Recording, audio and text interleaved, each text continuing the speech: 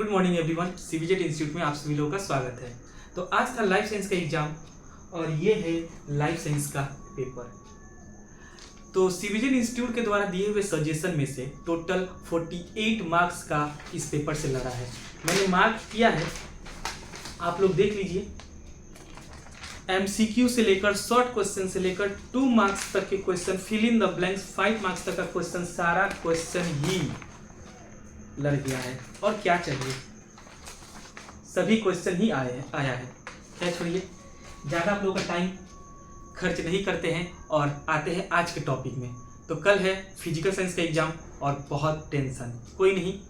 तो last minute में मैं देने जा रहा हूँ फिजिकल साइंस का इम्पॉर्टेंट सजेशन। और ये जो सजेशन रहेगा न्यूमेरिकल और 3 मार्क्स का। ऐसा है कि लाइफ साइंस का जो टोटल जो एग्जाम होता है वो 90 मार्क्स का रहता है और जो मैक्सिमम मार्क्स आता है वो 3 मार्क्स का। और 3 मार्क्स में भी जो मार्क्स से कुछ क्वेश्चन ऐसे मार्क्स रहते हैं 2+1 के फॉर्म में। इसका मतलब ये है कि अधिकतर क्वेश्चन शॉर्ट क्वेश्चन ही रहेगा, मैक्सिमम क्वेश्चन शॉर्ट क्वेश्चन रहेगा। तो जिसका कॉन्सेप्ट क्लियर रहेगा वही पेपर को पूरा सॉल्व कर पाएगा। और कॉन्सेप्ट क्लियर करने का दायित्व, सारा काम एक ही संस्था करता है और वो है आपका प्यारा सीबीजेट इंस्टीट्यूट। ठीक है, तो देरी नहीं करते हैं, life science physical science suggestion 2025 बताना स्टार्ट करते हैं। तो न्यूमेरिकल और 3 मार्क्स टाइप क्वेश्चन। तो न्यूमेरिकल जो है 2 मार्क्स से कौन सा न्यूमेरिकल जो है वो आ सकता है। तो 2 मार्क्स से चार्ल्स के नियम, ये क्वेश्चन चार्ल्स के नियम इस बार आएगा। और इसके साथ पी भी इक्वल टू एनआरटी, ये प्रमाणित करने के लिए बोलेगा 3 मार्क्स का। ठीक है, पी भी इक्वल टू एनआरटी ये प्रमाणित करने के लिए बोलेगा। और इस फॉर्मूला के ऊपर न्यूमेरिकल इस बार का आएगा। फॉर्मूला क्या है, P1 V1/T1 equal to P2 V2/T2। तो इस फॉर्मूला के ऊपर जितने भी सम्स है आप सभी लोग प्रैक्टिस कर लीजिएगा। मैंने कुछ इंपॉर्टेंट क्वेश्चन कुछ दिया है, जैसे कि यहाँ पर किसी निश्चित मात्रा वाली गैस का -23 डिग्री तापमान एवं 800 mm दबाव पर आयतन 750 सेंटीमीटर है, क्यू है। वह दबाव ज्ञात कीजिए जिस पर -3 डिग्री सेल्सियस पर गैस का आयतन 720 घन सेंटीमीटर होगा। ये इंपॉर्टेंट क्वेश्चन इसी फॉर्मूला पे बेस है, आ सकता है। अब बात करते हैं लेसन 3। तो लेसन 3 से जो क्वेश्चन है इस टाइप का क्वेश्चन रहेगा। कैसा क्वेश्चन है, उच्च तापक्रम पर Al द्वारा Fe2O3 को अवकृत करके 558 ग्राम Fe उत्पन्न करने के लिए कितना ग्राम Al प्रयुक्त होगा। इस तरह का क्वेश्चन जो है लेसन 3 से आ सकता है।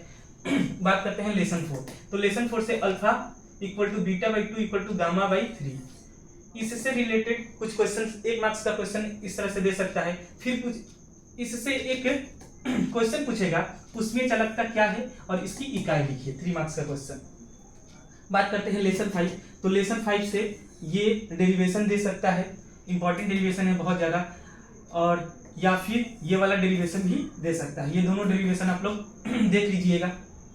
फिर लेसन 5 से ये इस बार का बहुत इंपॉर्टेंट क्वेश्चन दे ही सकता है। यदि कांच के लिए अपवर्तनांक 1.6 हो और जल के लिए अपवर्तनांक 1.33 हो तो जल के सापेक्ष कांच का वर्तनांक कितना होगा। जल के सापेक्ष कांच का वर्तनांक निकालना है।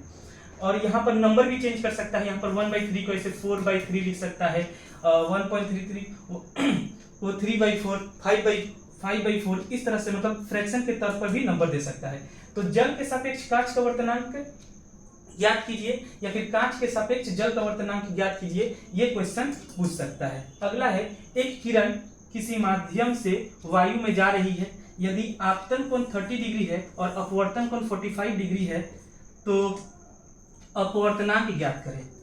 ये क्वेश्चन भी बहुत इंपॉर्टेंट क्वेश्चन है, आ सकता है एग्जाम में। और ये जो बनेगा वो किस फॉर्मूला पर बनेगा, इस वाले फॉर्मूला पर बनेगा, μ1 sin I equal to μ2 sin R। अब बात करते हैं लेसन 6। तो लेसन 6 से जो न्यूमेरिकल देगा वो न्यूमेरिकल कौन सा है, बीम कैलकुलेशन, बहुत इंपॉर्टेंट। इस बार बीम कैलकुलेशन के ऊपर न्यूमेरिकल देगा। अगले बार जो है वो समतुल्य प्रतिरोध के ऊपर दिया था, लेकिन इस बार beam calculation, BOT unit beam calculation, यानी कि ऐसे रहेगा कि किसी घर में 2-3 गो पंखा है, 4 गो लाइट है और अलग अलग वाट का है, 1 महीने तक चल रहा है, इतना रुपया यूनिट है, तो एक महीने में कितना रुपया आएगा, इसको बिल कैलकुलेशन बोलते हैं। तो इस तरह का क्वेश्चन जो है चैप्टर 6 से आएगा इस बार। या ये भी क्वेश्चन भी बहुत इंपॉर्टेंट है, इस तरह का क्वेश्चन भी आ सकता है। समान लंबाई के दो धातुई तार ए और बी एक ही पदार्थ द्वारा निर्मित है। तार ए का अर्धव्यास तार बी के अर्धव्यास का 2 गुना है। दोनों तारों के प्रतिरोध का अनुपात ज्ञात कीजिए। बहुत इंपॉर्टेंट क्वेश्चन। अब बात करते हैं चैप्टर 7। तो चैप्टर 7 से जो न्यूमेरिकल टाइप क्वेश्चन आ सकता है वो ऐसे है, किसी तत्व के नाभिक से अल्फा और बीटा कण निकलने से नया परमाणु क्या बनेगा। आप लोगों को पता होगा कि किसी तत्व से अल्फा और बीटा निकलता है तो उसके मास संख्या में और परमाणु संख्या में अंतर आता है, तो एक नया परमाणु बनेगा। वो क्या बनेगा उस चीज को। लेसन 8 का बात करते हैं, बहुत बड़ा चैप्टर है। तो लेसन 8 से न्यूमेरिकल आ सकता है। ए बी सी कर 3 गो तत्व रहता है। इस तरह का क्वेश्चन आप लोग देख लीजिएगा।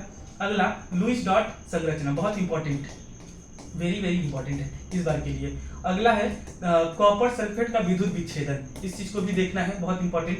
अगला क्वेश्चन संपर्क पद्धति से SO2 से SO3 के औद्योगिक उत्पादन के लिए शर्तें लिखना है।